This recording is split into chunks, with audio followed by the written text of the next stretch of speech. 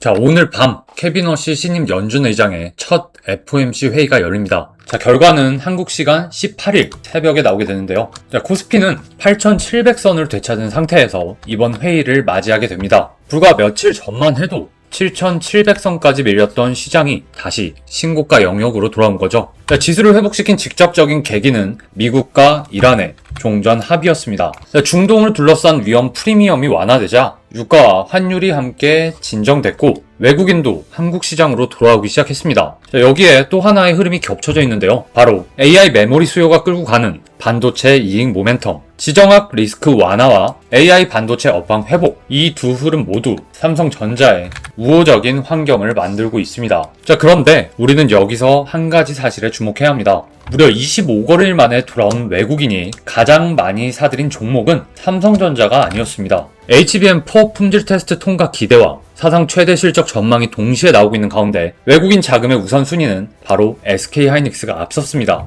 자, 그렇다면 지금 삼성전자는 실적이 강하지만 수급은 따라오지 못하는 종목일까요? 아니면 시장이 아직 삼성전자의 변화를 충분히 반영하지 못한 걸까요? 그래서 오늘 영상에서 확인할 기준은 세 가지입니다. 자, 첫째는 종전 합의로 회복된 위험 선호와 오늘 밤 캐비너시 의장 취임 후 첫 FOMC, 그리고 두 번째는 HBM4 품질 테스트가 삼성전자 AI 메모리 경쟁력을 실제로 바꿀 수 있는 신호인지, 마지막 세 번째는 이번 메모리 사이클이 과거와 다른지, 그리고 삼성전자의 이익이 HBM 한 축에만 묶여있는 건지, 말씀드린 세 가지를 기준으로 지금의 반등을 외부 환경이 만든 단기 회복으로 봐야 할지, 아니면 삼성전자의 실적과 사업 구조를 다시 평가하기 시작하는 구간으로 봐야 할지 하나씩 확인해 보겠습니다. 자, 먼저 시장 환경부터 보겠습니다. 지난주까지 시장을 끌어올린 건 중동 종전에 대한 기대였습니다. 주말 사이 그 기대가 실제 합의로 구체화되면서 시장의 첫 반응은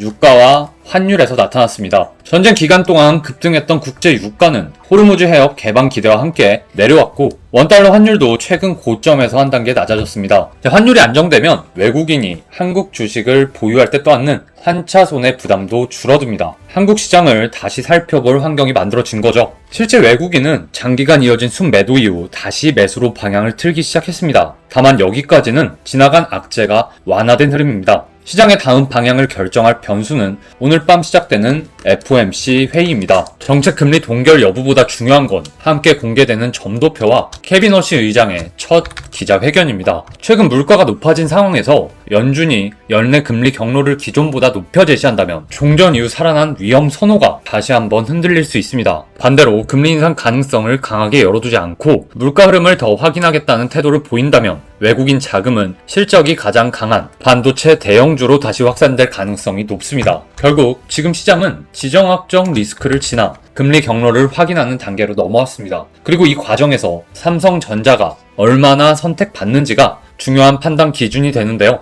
우리가 삼성전자에서 가장 먼저 봐야 할 건 바로 HBM4입니다. 시장은 삼성전자가 엔비디아의 HBM4 품질 테스트를 통과할 가능성이 높다고 전망하고 있는데요. 현재 진행 중인 검증이 마무리되면 샘플 평가를 넘어 양산 공급 논의로 이어질 수 있습니다. 다만 아직 품질 테스트 통과와 양산 공급이 공식적으로 확정된 단계는 아닙니다. 이 부분은 기대와 확정을 분명하게 나눠서 봐야 합니다.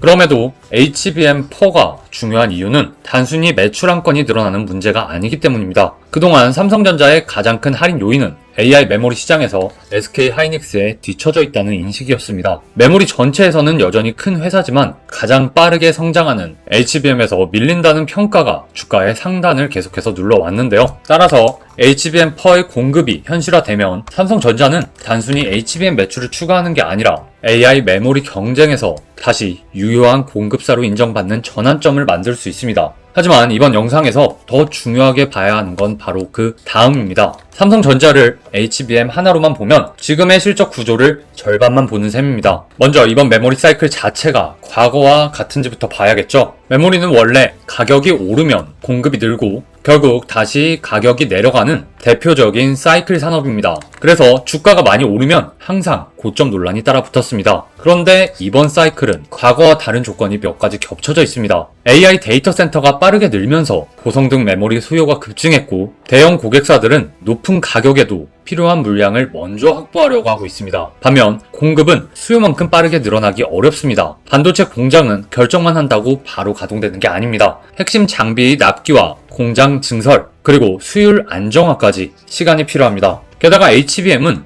일반 D램보다 더 많은 웨이퍼 면적을 사용하게 됩니다. 그래서 HBM 생산을 늘릴수록 일반 D램으로 돌릴 수 있는 생산 능력은 오히려 줄어듭니다. AI용 고부가 제품을 많이 만들수록 일반 메모리 공급까지 빡빡해지는 구조죠. 공급자는 삼성전자와 하이닉스 그리고 마이크론으로 제한되어 있고 증설에는 시간이 걸리며 수요는 높은 가격에도 이어지고 있습니다. 이 세 조건이 유지되는 동안 메모리 가격이 과거처럼 빠르게 무너지기 어렵습니다. 일부 증권사가 지금을 단순한 업황 반등이 아니라 구조적 슈퍼사이클의 초입으로 보는 이유도 바로 여기에 있는 거죠. 자, 물론 사이클이 영원히 이어진다는 뜻은 아닙니다. 빅테크들의 투자 속도가 줄어들거나 생산 능력이 예상보다 빠르게 늘어난다면 가격은 다시 내려갈 수 있습니다. 다만 과거의 주기만으로 지금이 이미 고점이라고 단정하기는 어려워졌다는 점은 분명합니다. 여기서 삼성전자의 두 번째 강점이 나오는데요. 삼성전자의 이익이 HBM 하나에만 걸려있지 않다는 점입니다. 자, 첫 번째 축은 바로 낸드입니다. AI 데이터 센터는 연산만 하는 곳이 아니죠. 그래서 거대한 AI 모델과 추론 과정에서 만들어지는 데이터를 계속해서 저장해야 합니다. 이 수요를 받아내는 게 SSD고 그 안에는 고용량 낸드가 들어가는 거죠. 삼성전자는 낸드 시장에서 독보적으로 세계 1위권의 점유율을 유지하고 있습니다. 기업용 SSD 가격이 오르고 빅테크가 장기 공급 계약을 통해 물량을 먼저 확보하려는 흐름이 이어지면 낸드는 HBM과는 별개로 삼성전자의 수익성을 끌어올리는 축이 됩니다. 특히 장기 계약이 늘어나면 메모리 가격이 흔들릴 때마다 실적이 크게 출렁이는 구조도 일부 완화될 수 있죠. 자, 두 번째 축은 바로 파운드리입니다. 구글이 차세대 AI 칩 일부 공정을 삼성전자 파운드리에 맡기는 방안을 검토하고 있다는 보도가 나왔죠. 아직 확정 수준은 아니지만 이 의미는 작지 않습니다. 자, 삼성 파운드리가 가장 약했던 부분은 첨단 공정의 대형 고객 레퍼런스였습니다. 구글과 테슬라 같은 고객이 삼성 공정을 실제 후보로 검토한다는 건 수율과 기술력에 대한 시장의 질문이 조금씩 바뀌고 있다는 뜻입니다. 만약 HBM과 파운드리 이 두 개의 첨단 패키징을 한 회사 안에 묶어서 고객들에게 제공할 수 있다면 삼성전자는 단순히 메모리 공급사가 아니라 AI 칩 전체를 함께 설계하고 생산할 수 있는 통합 공급사로 평가받을 수 있습니다. 이 부분이 실적으로 확인되면 오랫동안 삼성전자의 주가를 눌러온 파운드리 할인 요인도 줄어들 수 있습니다. 자, 마지막 세 번째는 아직 초기 단계이긴 하지만 전력 인프라입니다. AI 데이터 센터가 커질수록 다음 병목은 칩만이 아니라 전력이 됩니다. 삼성그룹이 AI 관련 사업을 검토하는 전담 조직을 구성했다는 보도는 반도체를 넘어 AI 데이터 센터를 둘러싼 전력 인프라까지 사업 기회를 넓힐 가능성을 보여줍니다. 다만 이 부분은 아직 구체적인 매출이나 계약으로 확인된 단계는 아닙니다. 따라서 당장 주가를 끌어올릴 실적 재료라기보다 삼성전자가 장기적으로 AI 인프라 전반으로 사업 범위를 넓힐 수 있는지 보는 선행 신호에 가깝습니다. 자, 정리해보면 삼성전자는 HBM4 품질 테스트 하나만 보고 평가할 회사가 절대 아니죠. HBM에서 경쟁력을 회복하고 낸드에서 수익성을 높이며 파운드리에서 고객사를 넓히는 흐름이 동시에 진행되고 있습니다. 이 세 축이 실제로 실적까지 연결된다면 삼성전자를 단순한 메모리 사이클 종목으로 보던 평가 기준도 완전히 달라질 수 있습니다. 자, 그렇다면 펀더멘털은 강한데 왜 외국인 자금은 삼성전자보다 SK 하이닉스에 힘을 더 실었을까요? 자, 가장 큰 이유는 현재 시장이 원하는 순도가 다르기 때문입니다. SK 하이닉스는 HBM 메모리 가격 상승이 이익에 가장 직접적으로 연결되는 회사입니다. AI 메모리 기대가 강해질 때 실적 증가의 폭이 더 빠르게 나타날 수 있습니다. 여기에 미국 예탁증서 상장 기대까지 겹치면서 외국인 입장에서는 단기적으로 더 선명한 선택지가 되었습니다. 반면 삼성전자는 HBM뿐만 아니라 낸드와 파운드리, 모바일 가전까지 여러 사업이 함께 섞여 있습니다. 사업이 분산돼 있다는 점은 위험을 낮추는 장점일 수 있지만 특정 업황이 강하게 올라올 때는 이익 증가의 순도가 낮아 보일 수 있습니다. 그래서 외국인이 SK 하이닉스를 먼저 산 건 삼전이 나빠서라기보다 현재 AI 메모리 상승을 가장 직접적으로 반영하는 종목을 우선적으로 선택한 결과에 가깝습니다. 따라서 앞으로 중요한 건 삼전의 매수가 늦었다는 사실 자체가 아닙니다. HBM4 공급 가능성과 낸드와 파운드리 실적이 확인되면서 외국인의 자금이 하이닉스에서 삼성전자까지 확산되는지가 매우 중요합니다. 그 흐름이 나타난다면 삼전은 시장의 후순위 종목이 아니라 메모리 폭이 넓어지는 구간에서 두 번째로 자금이 번지는 종목이 될 수 있습니다. 반대로 HBM4 공급이 지연되고 파운드리와 낸드 개선이 실적으로 확인되지 않는다면 외국인의 우선순위는 계속해서 하이닉스에 머물 가능성이 높습니다. 자, 이제 차트상의 위치를 잠깐 보겠습니다. 삼성전자는 최근 급락 구간에서 한때 30만원 선을 내줬지만 며칠 만에 5일선과 21선을 다시 회복했고 중기 이평선의 정배열도 유지하고 있습니다. 자, 차트만 놓고 보면 상승 추세가 무너진 상태가 아니죠. 오히려 단기 매수세가 다시 들어와 주면서 정고점을 재시험하는 구간으로 볼 수 있습니다.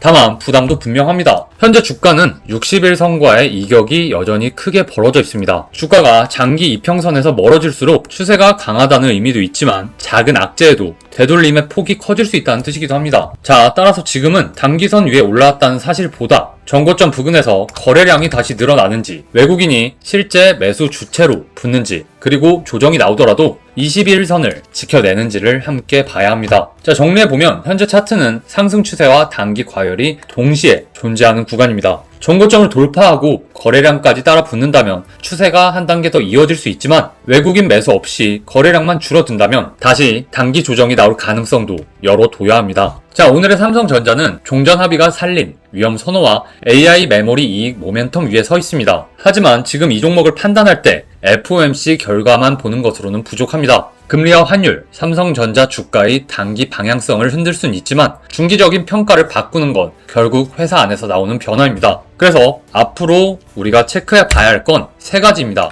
첫 번째는 FOMC와 외국인 수급입니다. 점도표와 워시 의장의 기자회견 이후에도 위험 선호가 유지되고 있는지, 그리고 외국인 매수가 SK 하이닉스에서 삼성전자로 확산되는지를 지켜봐야 합니다. 자, 두 번째는 HBM4입니다. 품질 테스트 통과가 실제 양산 공급으로 이어지는지, 삼성전자가 AI 메모리 공급망에서 다시 의미 있는 점유율을 확보하는지가 매우 중요합니다. 자, 세 번째는 HBM 밖의 이익원입니다. 낸드의 가격과 장기 공급 계약, 파운드리 고객 확대와 흑자 전환이 실제 분기 실적으로 확인되는지를 봐야 하고요. 말씀드린 이 세 가지가 함께 확인된다면 삼성전자는 단순히 시장 반등에 올라탄 종목이 아니라 메모리 사이클과 사업 구조가 동시에 바뀌면서 평가 기준이 다시 올라가는 종목으로 볼 수 있습니다. 반대로 외국인 수급이 이어지지 않고 HBM4 공급이 지연되며 낸드와 파운드리 개선도 숫자로 확인되지 않는다면 지금의 상승은 종전과 FOMC 기대가 만든